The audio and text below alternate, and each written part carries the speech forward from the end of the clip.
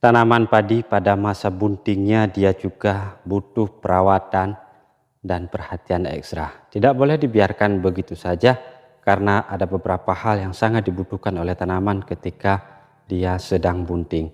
Sama seperti yang terjadi pada manusia, pada saat proses manusia mengalami masa-masa kehamilan, tentunya stok kalsium yang tinggi dibutuhkan oleh manusia, kemudian sering juga mengalami penurunan darah. Begitu juga dengan tanaman padi, pada masa buntingnya dia membutuhkan beberapa hal yang sangat-sangat penting sekali.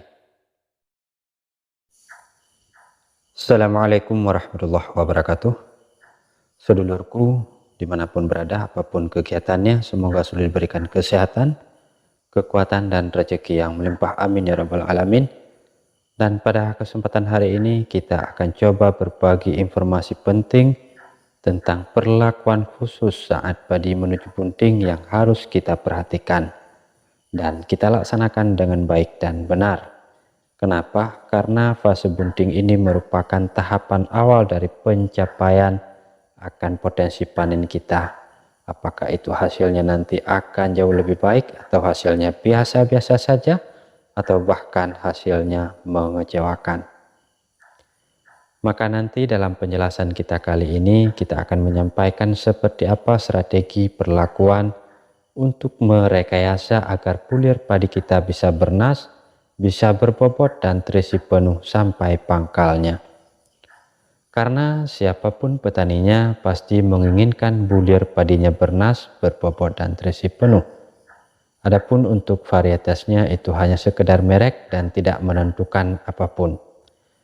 Nah, itulah harapan kita semuanya. Apakah sedulur setuju dengan apa yang kami sampaikan? Silakan sedulur bergabung di kolom komentar untuk menyampaikan pendapatnya. Lalu bagaimana cara membuat agar bulir padi kita nanti menjadi bernas?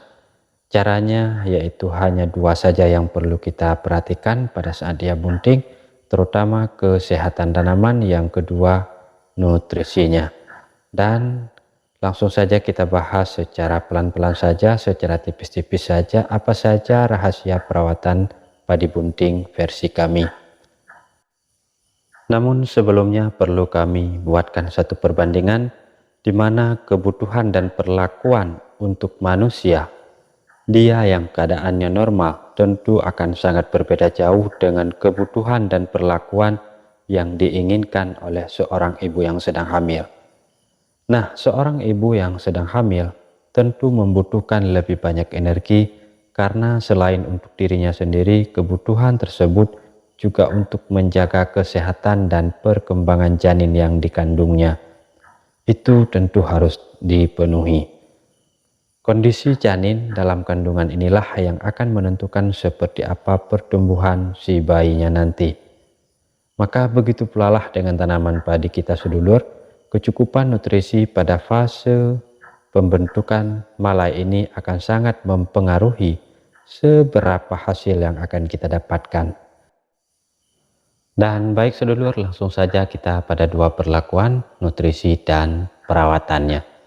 Nah, untuk nutrisinya sedulur ini sebaiknya kita perhatikan kebutuhan dan pemenuhannya kira-kira di usia 40-50 HST.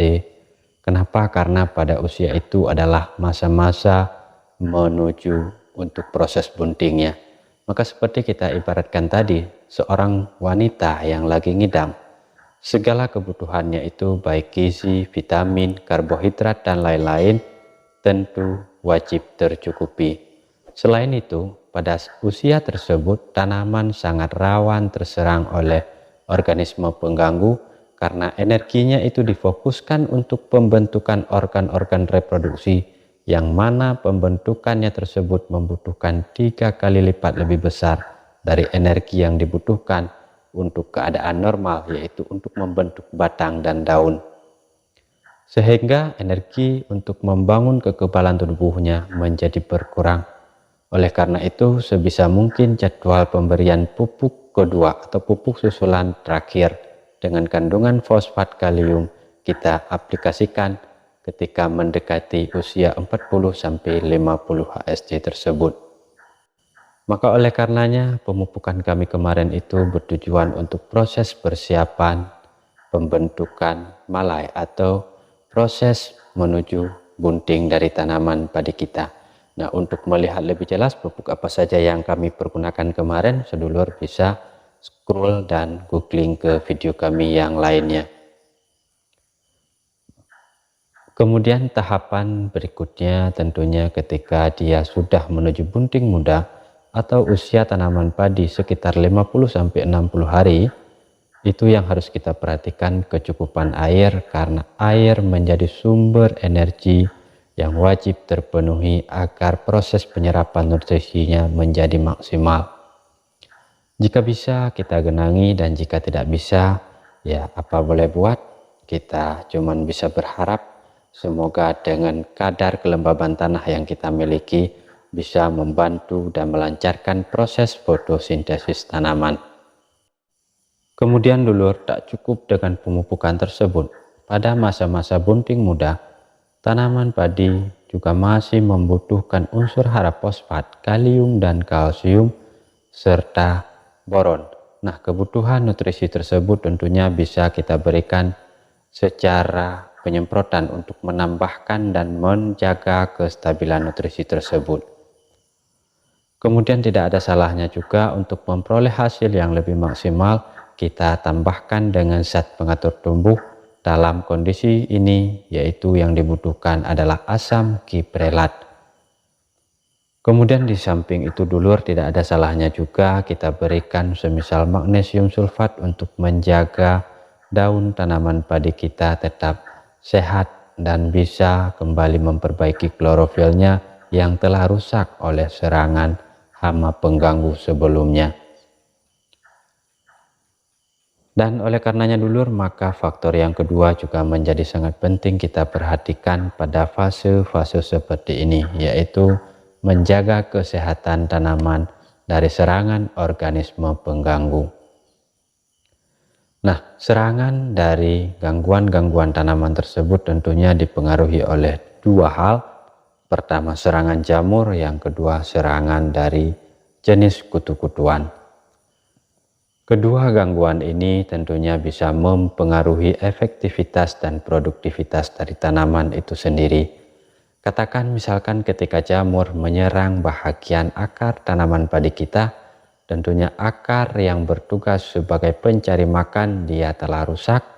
Secara otomatis makanan yang akan dicari oleh akar tersebut tentu tidak semaksimal yang diharapkan oleh tanaman.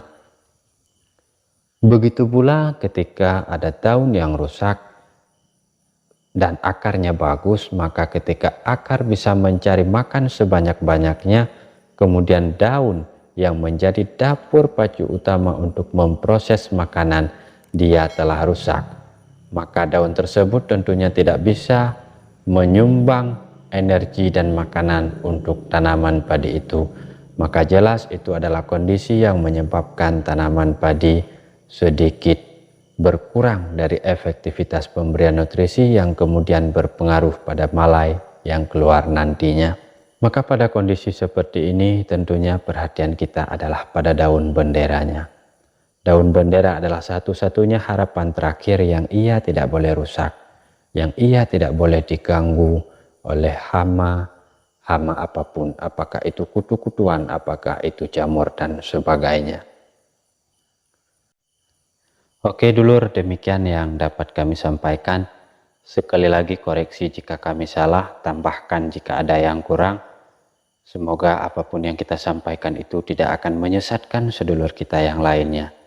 Baik, terima kasih atas perhatiannya. Jangan lupa subscribe untuk mendukung kami. Dan kita berjumpa lagi pada video kami yang selanjutnya. Selamat beraktivitas, semoga semuanya lancar-lancar saja. Salam hormat, salam satu lumpur. Assalamualaikum warahmatullahi wabarakatuh.